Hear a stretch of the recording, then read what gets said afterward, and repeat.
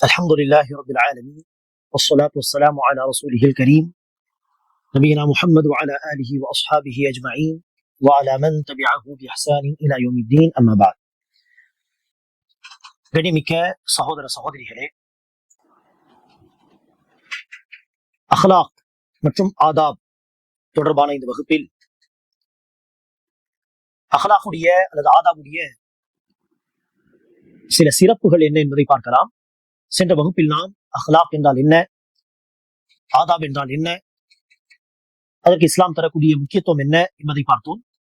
இந்த வகுப்பில் இப்போது நாம் சில சிறப்புகளை இன்ஷா அல்லாஹ் தெரிந்து கொள்வோம். சிறப்புகள் என்று சொன்னால் என்ன? வலியுறுத்தப்படும் இந்த விஷயத்தை செய்யும் பொழுது அதற்கு அல்லாஹ் நமக்கு தரக்கூடிய கூலி, அதற்கு அல்லாஹ் நமக்கு தரக்கூடிய அன்பளிப்பு, இதுதான் எனது சிறப்புகள்.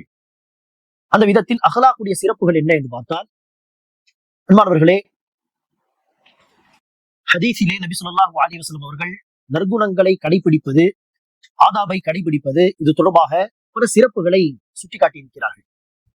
அந்த வகையில் நபி ஸல்லல்லாஹு அலைஹி வஸல்லம் அவர்கள் ஒரு ஹதீஸிலே சொல்கிறார், அக்மலுல் முஃமினீன ஈமானன் அஹ்ஸனுஹும் குலுகா. ஈமானில் பரிபூர்ணமானவர்கள் யார் என்று சொன்னார், பரிபூர்ணமான ஈமான் உள்ள இறை நம்பிக்கையாளர்கள் யார் என்று சொன்னால், யார் நற்குணங்களில் சிறந்தவராக இருப்பாரோ, அழகிய நற்குணங்கள் படைத்தவராக இருப்பாரோ. நபி ஸல்லல்லாஹு அலைஹி வஸல்லம் ஒரு ஹதீஸிலே சொல்கிறார்கள், அல் ஈமான் பித்உ வ சப்ஊன ஷுஅபா.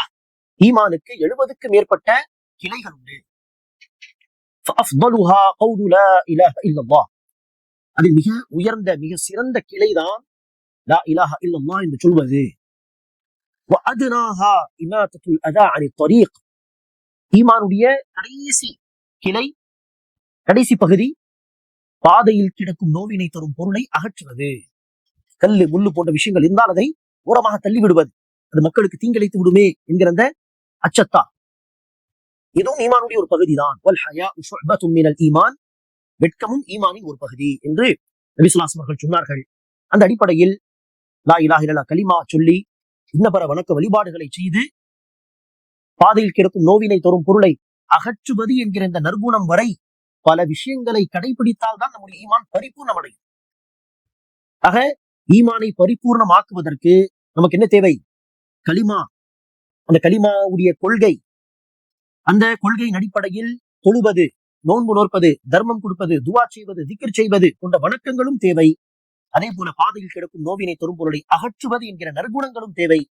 வணக்க வழிபாடுகளும் நற்குணங்களும், இது சார்ந்த பல விஷயங்கள் ஒன்று சேர்ந்தால்தான் ஈமானுடைய எல்லா கிளைகள் நம்முடைய வாழ்க்கையில் இருக்கும், ஈமான் பரிபூர்ணம் அடையும்.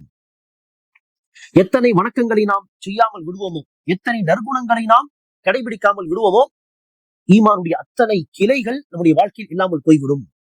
ஆக ஈமானை பரிபூர்ணமாக்குவதற்கு வணக்க வழிபாடுகளிலும் கவனம் செலுத்த வேண்டும், நற்குணங்களையும் கடைபிடிக்க வேண்டும். ஆனால் சமூகத்திலே நாம் பார்க்கிறோம், சில பேர் தொழுகையில், திக்ர் திலாவத்தில் ஒரு நல்ல மனிதராக இருப்பார்கள். ஆனால் அதே தொழுகையாளி, அதே திக்ர் திலாவத் செய்யக்கூடியவர், அவருடைய அஹ்லாகை பார்த்தால் மிக மோசமாக இருக்கும். மக்களை ஏமாற்றுவது, மோசடி செய்வது, பிறரை துன்புறுத்துவது போன்ற பல பாவங்களை செய்யக்கூடியவராக இருப்பார். இன்னொரு பக்கம் இதற்கு நேர்மாறாக சில பேர் யாரையும் கஷ்டப்படுத்த மாட்டார்கள், யாரையும் துன்புறுத்த மாட்டார்கள், யாரையும் ஏமாற்ற மாட்டார்கள், நியாயமாக நேர்மையாக வாழ்வார்கள், நற்குணங்கள் இருக்கும். ஆனால் ஐவேளை தொழுகை கூட தொழ மாட்டார்கள். இரண்டுமே தப்பு. வணக்க வழிபாடுகளிலும் நாம் சரியாக இருக்க வேண்டும், அதே போல நற்குணங்கள் விஷயத்திலும் நாம் சரியாக பேணுதலாக இருக்க வேண்டும். இரண்டும் சேர்ந்தால்தான் நம்முடைய ஈமான் பரிபூர்ணம் அடையும். ஆக நபி ஸல்லல்லாஹு அலைஹி வஸல்லம் சொன்னார்கள், அக்மலுல் முஃமினீன ஈமானன் அஹ்ஸனுஹும் குலுகா. ஈமானில் பரிபூர்ணமான நம்பிக்கையாளர்கள் யாரெனில், யார் நற்குணங்களில் சிறந்தவராக இருப்பாரோ. அன்பானவர்களே, இந்த நற்குணங்கள் மறுமை வாழ்க்கை ஆரம்பித்த பிறகு, மறுமை வாழ்க்கையின் ஒவ்வொரு படித்தரத்திலும், ஒவ்வொரு ஸ்டேஜிலும் நமக்கு நன்மை சேர்க்கக்கூடியதாக இருக்கிறது, வெற்றியை தேடித்தரக்கூடியதாக இருக்கிறது. ஆகவேதான் நபி ஸல்லல்லாஹு அலைஹி வஸல்லம் அவர்கள் ஒரு ஹதீஸிலே சொல்கிறார்கள், மீசான் தராசுவில் மிக கனமாக இருப்பது மிக கனமாக இருப்பது இந்த நற்குணம் தான். நற்குணங்கள் தராசுவிலே நன்மையும் தீமையும் எடை பார்க்கப்படும் அந்த மீசான் தராசுவிலே நம்முடைய நற்குணங்கள் மிக மிக கனமாக இருக்கும் என்று நபி ஸல்லல்லாஹு அலைஹி அவர்கள் சொல்கிறார்கள். மீசான் தராசுவிலே நன்மை தீமை எடை பார்க்கப்பட்ட பிறகுதான் சொர்க்கமா அல்லது நரகமா என்று மக்கள் அனுப்பப்படுவார்கள். அந்த சமயத்திலும் நபி ஸல்லல்லாஹு அலைஹி அவர்கள் ஒரு ஹதீஸிலே சொல்கிறார்கள், அதிகமாக சொர்க்கத்தில் நுழைவதற்கான காரணம் என்று சொன்னால் இரையச்சம், பயபக்தியும் நற்குணமும், தக்வல்லாஹி ஹுஸ்னுல் குலுக். அதிகமாக மக்களை சொர்க்கத்துக்கு அனுப்பக்கூடிய காரணம் இரையச்சம் உள்ள வாழ்க்கைதான். இரண்டாவது நற்குணம் உள்ள வாழ்க்கைதான். பாருங்கள், சொர்க்கத்தில் நுழையும் பொழுது இந்த நற்குணம் நமக்கு எவ்வளவு தேவைப்படுகிறது.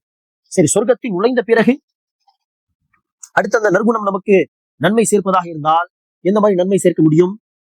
சொர்க்கத்தில் நுழைந்து உயர்ந்த அந்தஸ்தை அடைவது இல்லையா? அந்த உயர்ந்த அந்தஸ்து அடைவதற்கும் இந்த நற்குணம் நமக்கு தேவை. நபி ஸல்லல்லாஹு அலைஹி வஸல்லம் ஒரு ஹதீஸில் சொல்கிறார்கள், இன்ன ரஜுல லா யுத்ரிகு பிஹுஸ்னி குல்கிஹி தரஜத ஸாயிமில் காயிம். ஒருவர் தன்னுடைய நற்குணங்களை கொண்டு, குட் கேரக்டரை கொண்டு அதிகம் தொழக்கூடிய தொழுகையாளி, அதிகம் நோன்பு நொறுக்கக்கூடிய நோம்பாளியுடைய அந்தஸ்தை அடைந்து விடுகிறார். இன்னர்த்தம், கடமையான தொழுகை மட்டுமல்லாமல் அதிகமான நஃபில் தொழுகை, உபரியான தொழுகை தொழுது, கடமையான ரமதானுடைய நோன்பை நோற்பது மட்டுமல்லாமல் அதிகமான உபரியான நோன்பு நோற்று ஒருவர் ஒரு உயர்ந்த அந்தஸ்தை அடைகிறார் என்று சொன்னால், அதே அந்தஸ்தை ஒருவர் கடமையான தொழுகை சரிவர தொழுகிறார், கடமையான நோன்பை நோக்கிறார், ஆனால் அதிகம் உபரியான வணக்கங்கள் இல்லை, ஆனால் நற்குணங்களில் மிக சிறந்தவர் என்று சொன்னால் அப்படிப்பட்டவரும் என்ன செய்யலாம்? அந்த தொழுகையாளி நோன்பாளியுடைய அந்தஸ்தை சொர்க்கத்தில் அடையலாம். இன்ன ரஜுல லா யுத்ரிகு பிஹுஸ்னி குல்கிஹி தரஜத ஸாயிமில் காயிம். சரி, சொர்க்கத்தில் மிக உயர்ந்த அந்தஸ்து என்று சொன்னால் அது என்னவாக இருக்கும்? எந்த அந்தஸ்திலே முஹம்மத் ஸல்லல்லாஹு அலைஹி வஸல்லம் அவர்கள் இருக்கிறார்களோ, மற்ற நபிமார்கள் இருக்கிறார்களோ, அதுதானே சொர்க்கத்தின் மிக உயர்ந்த அந்தஸ்தாக இருக்க முடியும். அந்த அந்தஸ்தை அல்லது அந்த அந்தஸ்துக்கு நெருக்கமான ஒரு அந்தஸ்தை பெறுவதாக இருந்தாலும் வணக்க வழிபாடுகள், கொள்கை போக நமக்கு இந்த நற்குணங்கள் அவசியம். ஆகவேதான் நபி ஸல்லல்லாஹு அலைஹி வஸல்லம் சொல்கிறார்கள், இன்ன அஹப்பக்கும் இலைய வ அக்ரபக்கும் மின்னி மஜ்லிஸன் யௌமல் கியாமத்தி. உங்களில் நாளை மறுமை நாளில் எனக்கு மிக நெருக்கமாக இருக்கக்கூடியவர், மேலும் எனக்கு மிக பிரியமானவர் யாரென்று சொன்னார்? ரசூலுக்கு பிரியமானவர். இரண்டாவது, ரசூலுக்கு மிக நெருக்கமாக நாளை மறுமை நாளிலே அந்தஸ்து உடையவராக இருப்பார்.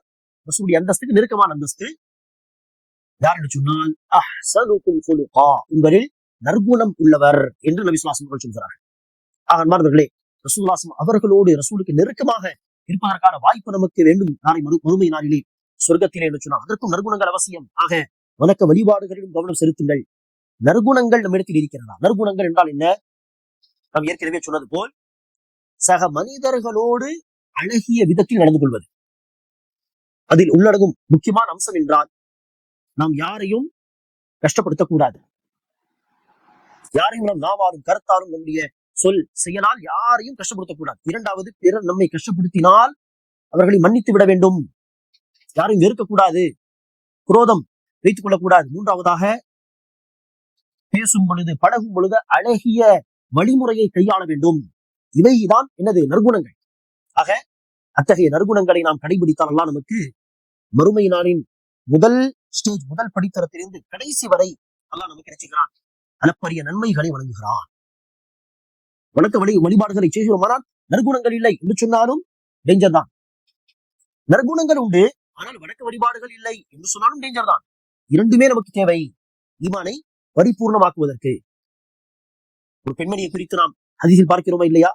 வணக்கசாலி பெண்மணி, ஆனால் ஒரு பூனையை கட்டி போட்டு, அந்த பெண்ணுடைய அஹ்லாக் கேரக்டர் சரியில்லை, பூனையை கட்டி போட்டு போய் சுயமாக சாப்பிடும் விடவில்லை, அந்த பூனைக்கு தேவையான தீனையையும் அந்த பெண்மணி போடவில்லை.